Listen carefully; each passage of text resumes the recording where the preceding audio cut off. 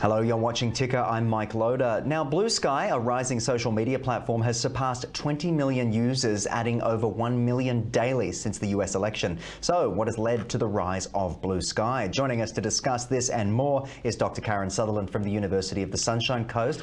Good to have you with us. The rise of BlueSky, I saw X absolutely drop in followers recently. Tell us more. I think it's just an alternative, and there's been a lot of discussion online about how X has gone very much downhill. I'll say that nicely compared to what others are saying after Elon Musk has taken over. And so this is just another alternative. I think it's very similar in terms of interface to what Twitter was, and it was one of Twitter's co-founders who's actually built it. And it's been going around for a little while, so I think it started, maybe last year before, but it was invitation only, and now it's just been open to everybody. Absolutely. And of course, after the election, I did see a huge jump in people posting a little blue butterfly on their X profiles and things like that. I think there's a politically charged element to all of this, but how does BlueSky's design features compare to that of X, would you say? Look, I think one of the most attractive features of BlueSky is that it's using a protocol called Authenticated Transport Protocol, which means that it's actually decentralized data. So it means that the users actually have control over their data and their interactions, whereas on other platforms like X, it's all about taking their data. And X has come out just recently just to say that they're going to train their AI on your posts and things like that, which is happening across the board nearly.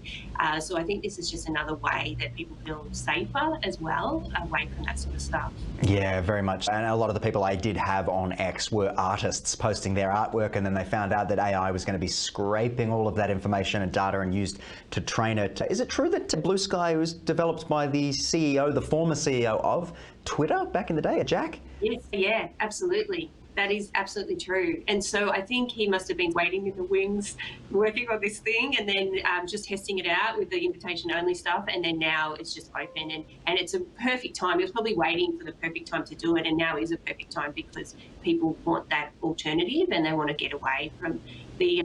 I've heard X called a cesspool, but we'll... I was going to see what word you used to describe it, because yes, it's very much, they call it a town square, but it's more like the Wild West. But let's jump over to Coca-Cola for the moment. And I understand they've got a lot of slack recently for an AI-generated commercial. Yeah, it was an ad for, it was originally an ad for their Christmas sort of campaign from 1995. It's called Holidays Are Coming. And so they've tried to recreate, that was just pure animation, but it would have taken a team of animators to put that together.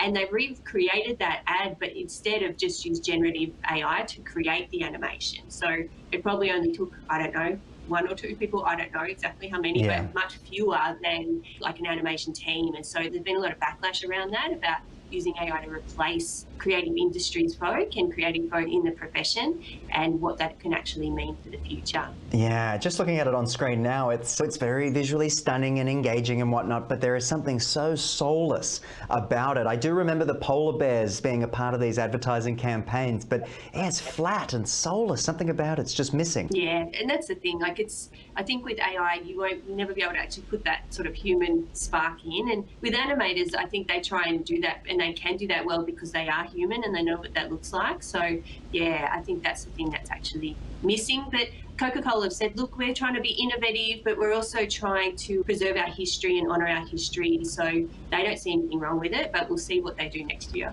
Absolutely, yeah. It'll be interesting to see if more companies actually jump on this bandwagon in order to simplify and make a little bit of cheaper advertising material. It hasn't been very well received so far. It hasn't been very well received by the public overall with other brands either. So yeah, it's going to be interesting to see what happens. Absolutely, and I understand China's doing AI-generated soap operas and things like that as well. So we'll no doubt see more of this moving forward as we test it and test the boundaries of it as well. Absolutely. Dr. Karen Sutherland, thank you for joining me on the program. I look forward to speaking again next week. Thank you.